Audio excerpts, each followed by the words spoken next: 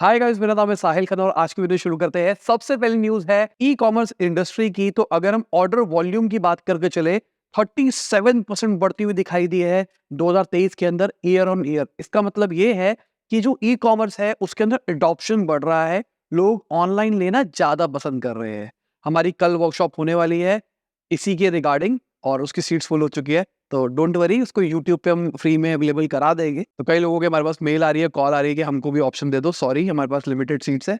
Future में जब भी मैं किया करूंगा तो बता देता हूँ, तो और हम फर्स्ट कम फर्स्ट सर्व ही करेंगे। बाकी अगर हम इंडियन पेट केयर इंडस्ट्री की बात करके चले तो पेंडेमिक के बाद में वो भी बढ़ती हुई दिखाई दे रही है। अगर हम अमीर लोगों की बात करके चले, जिनके पास पैसा है, वो 4,500 से 5,000 रुपए मंथली खर्च करते हैं। और अगर हम रेगुलर लोगों की बात करके चले तो वो 1,000 से 1,500 रुपए खर्च करते हैं महीने का। तो लॉकडाउन के बाद में जो न्यूक्लियर फैमिलीज थी, जो अकेले लोग रह रहे हैं, पति पत्नी बच्चे साथ में रह रहे हैं, उनको पार्टनर की जरूरत पड़ रही थी, मतलब उनको कोई पेट की जरूरत पड़ रही थी, इसलिए इसका अडॉप्शन बढ़ रहा है। तो बहुत बड़ी अपॉर्चुनिटी है ना।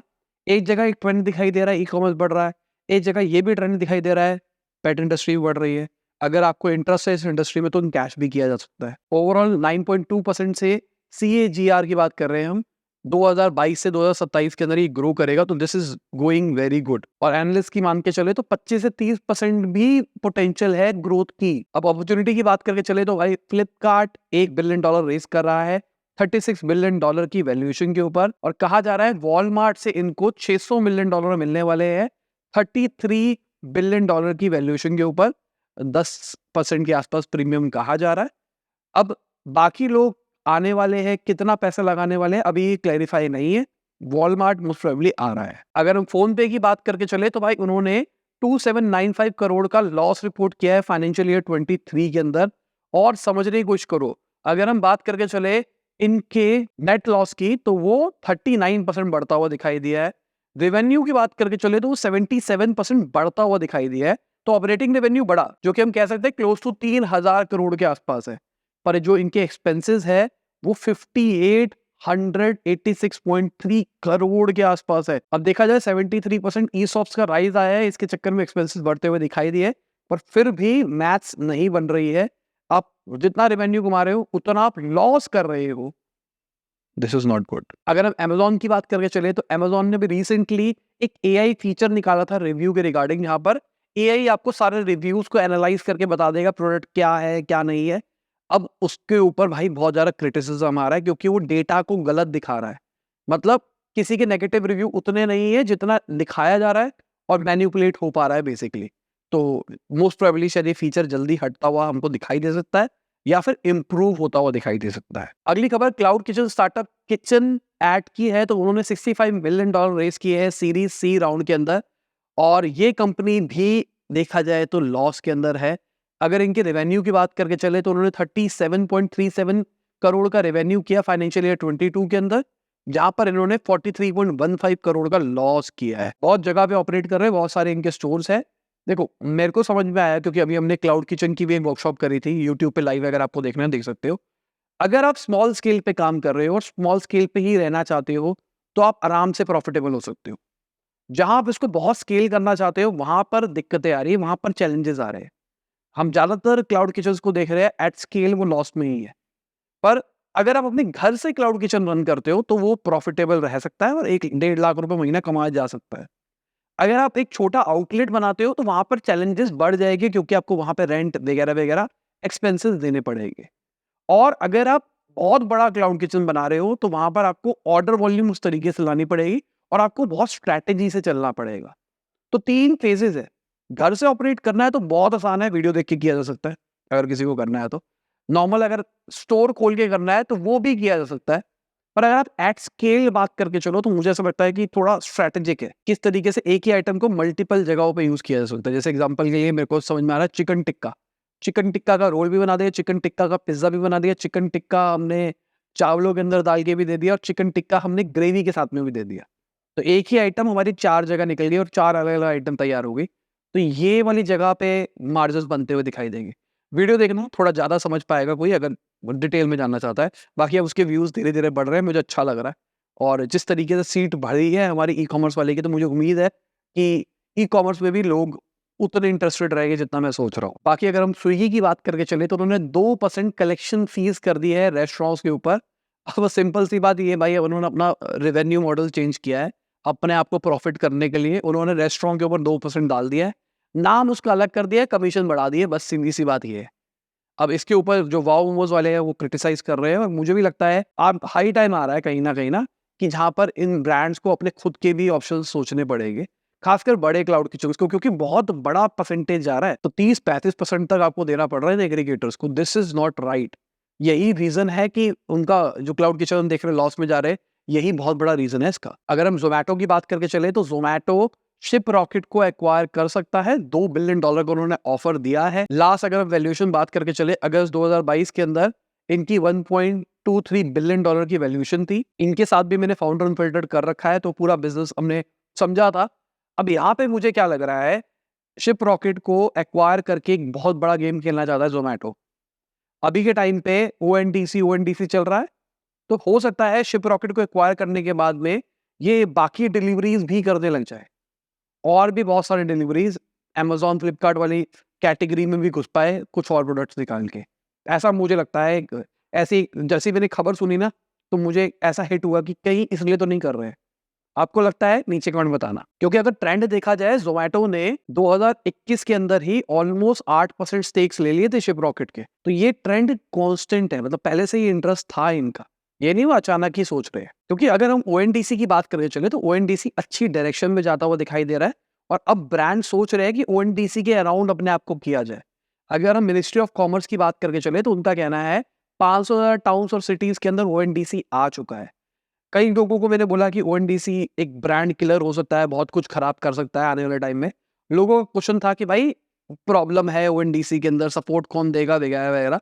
मैं कह रहा हूँ, आप जो पेटीएम यूज कर रहे हो उसी के अंदर ओएनडीसी है, और पेटीएम में सब कुछ देख रहा है। जैसे आज यूपीआई ऐप कैसे काम करती है, एक बैंक है, एक यूपीआई ऐप बीच में आ गई है, एज अ फ्रेमवर्क हम कह सकते हैं, और आप उनसे सारा का सारा काम कर पा रहे हो।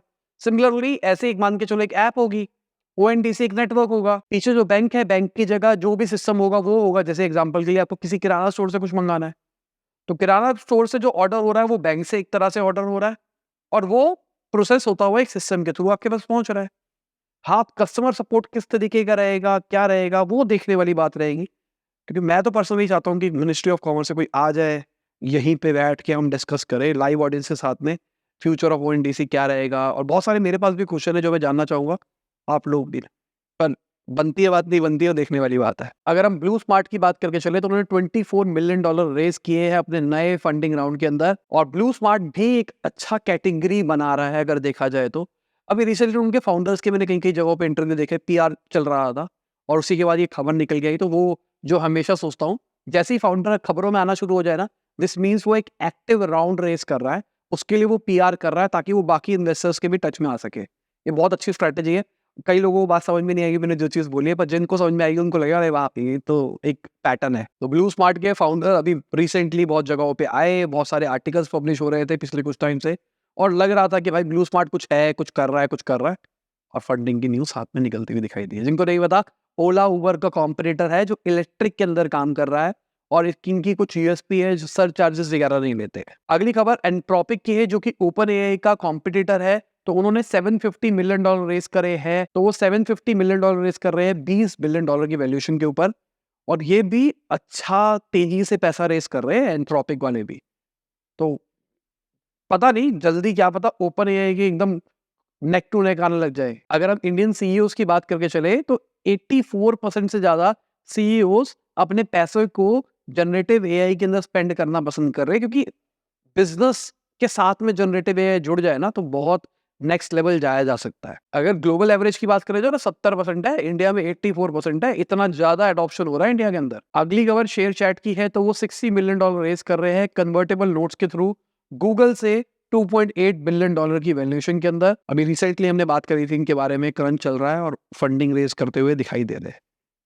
देखा जाए डाउन राउंड है, पर ठीक है। अगली खबर, टिकटॉक की जो पेरेंट कंपनी है बाइट डांस, उनकी जो सेल है ना वो $110 बिलियन का मार्क छू गई है। टेंसेंट से भी आगे निकल गए हैं ये। 2022 के अंदर $80 बिलियन था, $110 बिलियन पहुंच गया।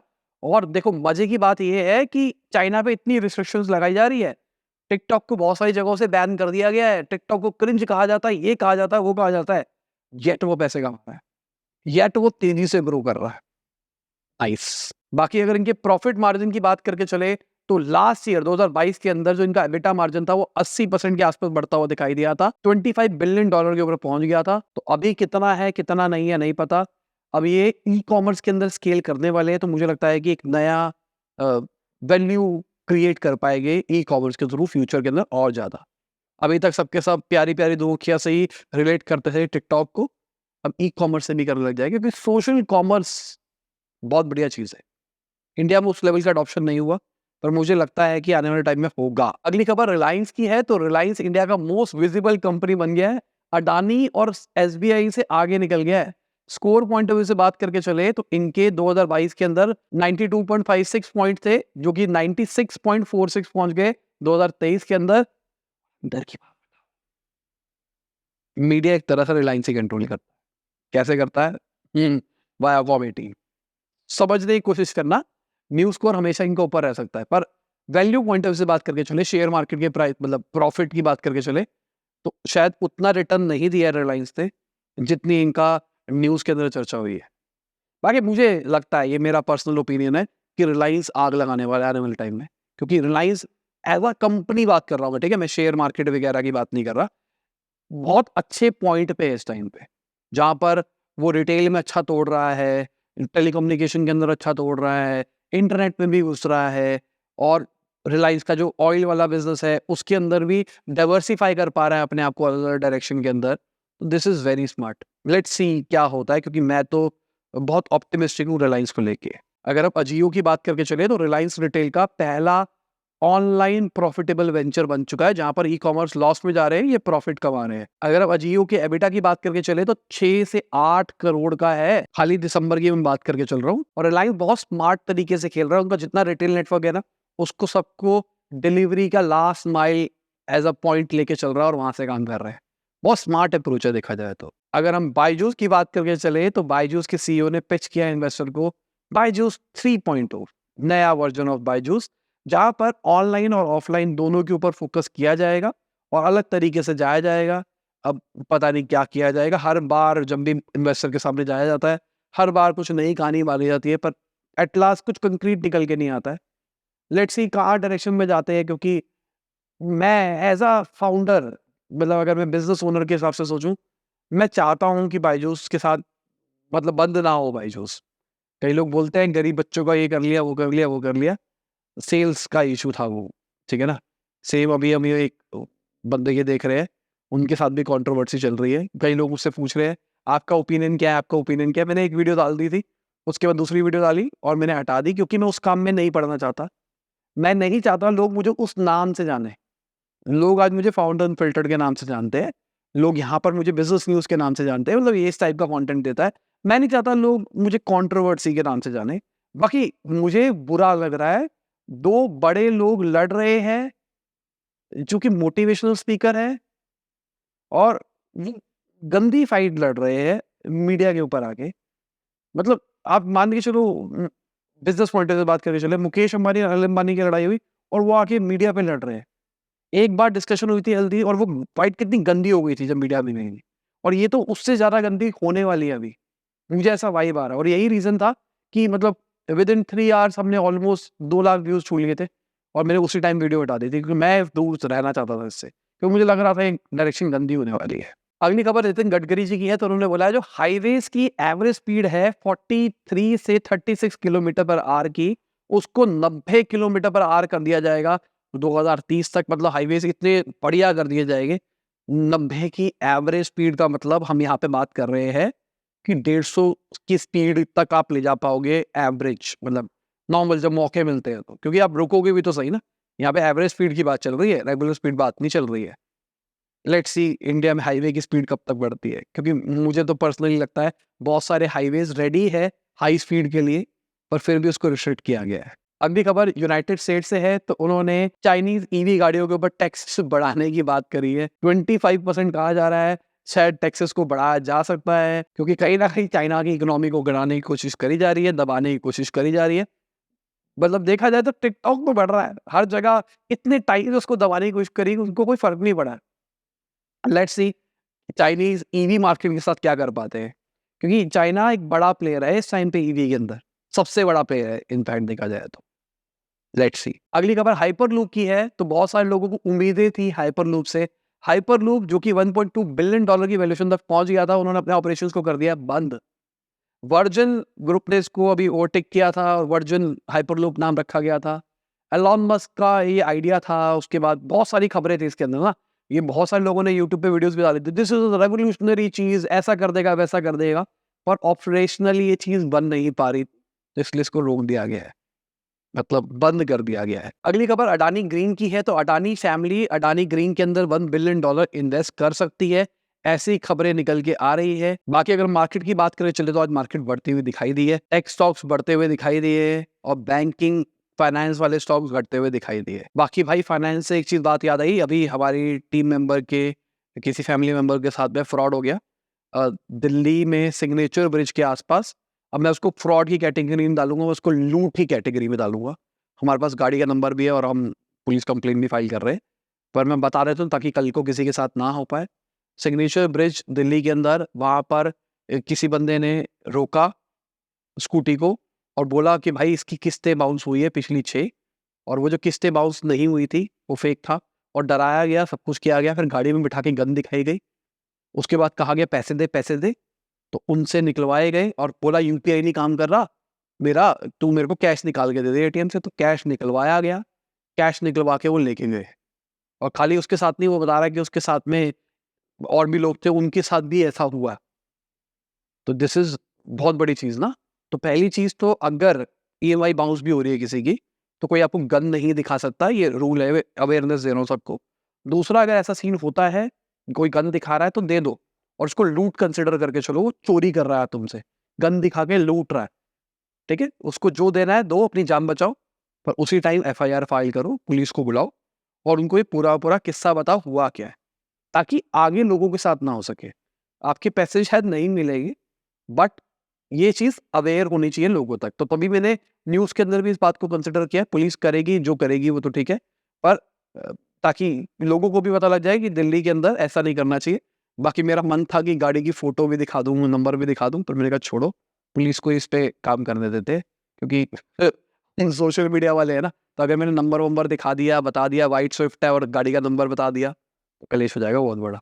मतलब आप लोग, बहुत सारे लोग उनका एड्रेस निकाल सकते हैं, पकड़ सकते हैं, उसके जान पहचान वाले कोई हो सकते हैं। तो मैं ऐसा नहीं करना चाहता, मैं चाहता हूँ कि पुलिस ही इसके ऊपर एक्शन ले। बाकी आप लोग ख्याल रखना है इन सारी चीज़ों का, अगर कभी भी आपके साथ में होता है, this is legally not right. और ऐसी चीज़ अगर कभी फंसती भी है, तो आप कह सकते हो कि भाई मैं पोर्टल से पे कर देता हूँ, मैं ऑनलाइन ही कर सकता हूँ, या फिर आप कह सकते हो मेरे पास पैसा ही नहीं है, मेरे पास एटीएम मेरा काम नहीं करता है, तो आप ऐसी चीज़ें भी कर सकते हो।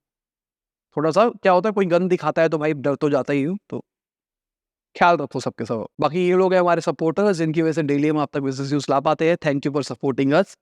और इसी के साथ ये वीडियो खत्म होती है, उम्मीद करता हूं आपको मजा होगा। लाइक कर देना, शेयर कर देना, कमेंट बताना वीडियो कैसी लगी। बाय, गुड डे, शुभ, खुदा हाफिज, गुड मॉर्निंग, और जब भी वीडियो देख रहे हैं, जय हिंद, वंदे मातरम।